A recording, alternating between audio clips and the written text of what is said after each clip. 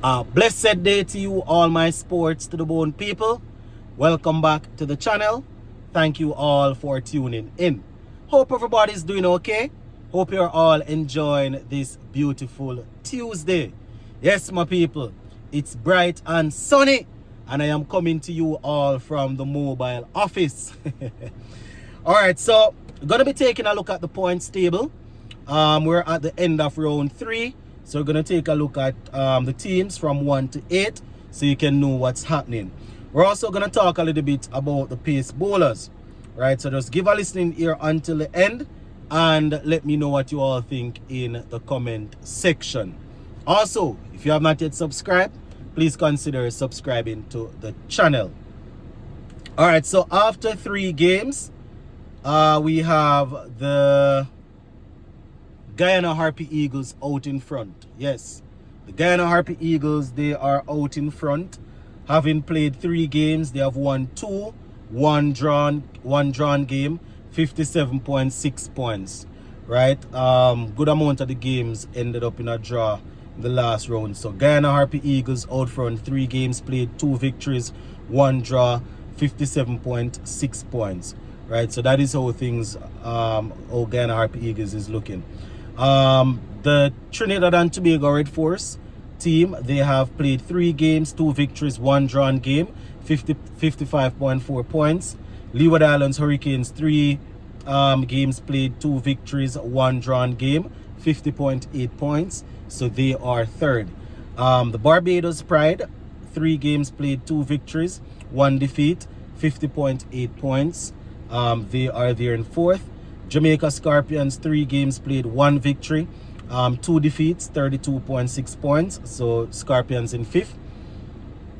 In the 6th place, we have the Windward Islands Volcanoes, 3 games played, 1 drawn game and 2 defeats. So they are there on 16.8 points. And the bottom 2 teams, Combined Campuses and Colleges, 3 games played, 1 drawn game, 2 defeats, 16.8. Well, my bad. 3 games played, 1 drawn game, 2 defeats. They are on 15.2 points.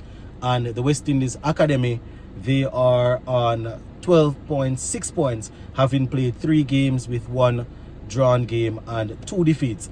I mean, even though the West Indies Academy team is at the bottom, I have said this several times, you know, I am really proud of some of the moments, or some of the players, you know, really proud of some of the moments that they have achieved.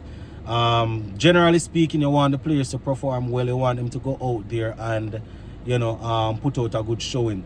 But we have to remember that some of these guys, you know, they are just coming through, they're playing against seasoned campaigners. So if we can identify a couple of them, you know, if we can identify a couple of good performances, then we can say, yeah man, you know, it's good that we have a couple players coming from the West Indies Academy that is doing well.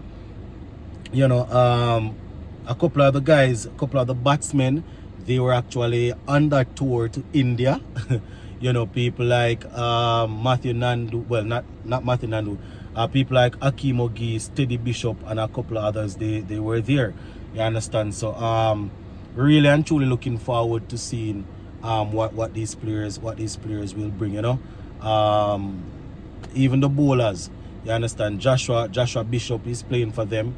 One of the spinners that we really want to see him after this year, you know, taking another step forward, you know, hoping that he will pick up a contract after this you know, championship, whether it is you know, T20, just to get some experience. He's been playing a lot of ODI, a lot of red ball cricket, you know. So you never know. He might become one of them spinners that we can use in ODI cricket also. So you know, he's somebody that is doing his thing.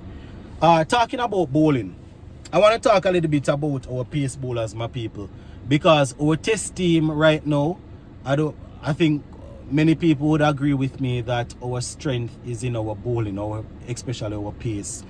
Obviously, we won that second game there in Pakistan because of Warwick and with the spin and all, you know. But generally speaking, when it comes down to our test team, the pace is what is really helping is what is really helping us.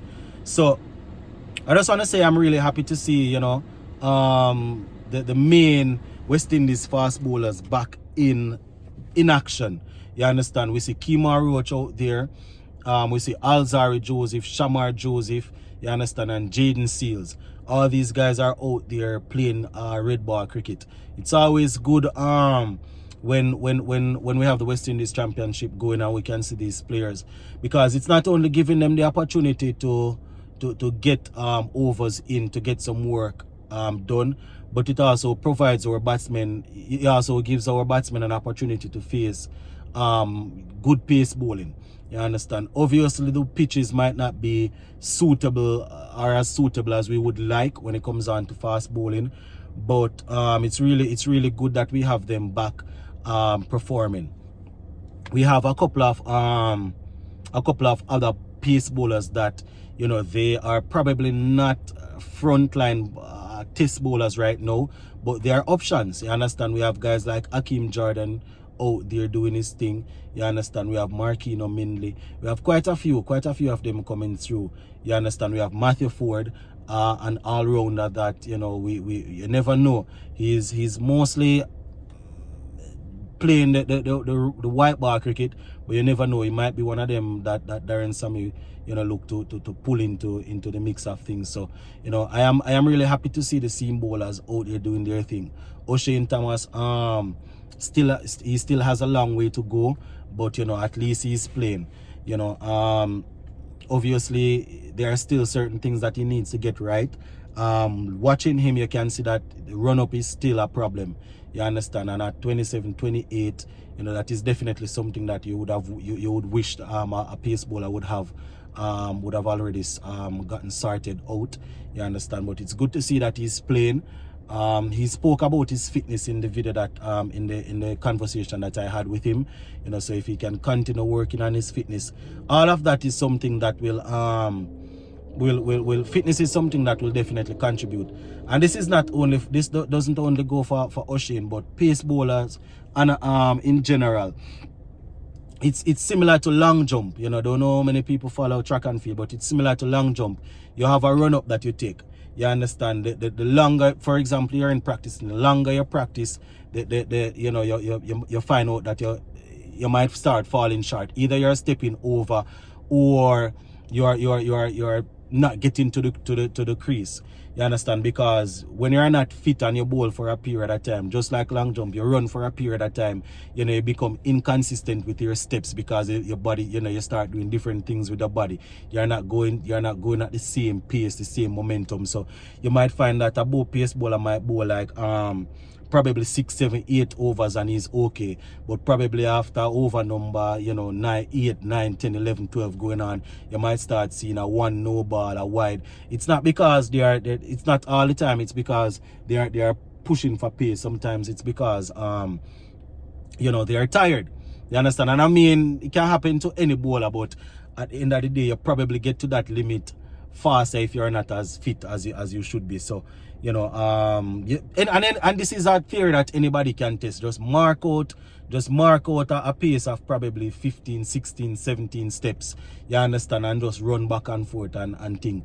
You know, eventually you're going to start missing a step, stepping over, understepping, you know, when you start getting tired, because you're not going at the same rhythm and stuff. So the faster you get to that stage, is the less likely that you're going to be, you know, is the quicker you're going to start being ineffective as a bowler. So that is something that I am sure that the coaches and the fitness people talk to the players about. So but back to the original thing, I am really happy to see that we have all the pace bowlers in action. You know, probably 1 or 2 of them that we want to see, you know, not there, but the guys that have been in and around, you know, the 2 Joseph, the Jaden Seals, the Roach, and you know, one player that I was really hoping to see in this West Indies Championship, and when I say I mean dominating, is, you know, Isaiah Thorne.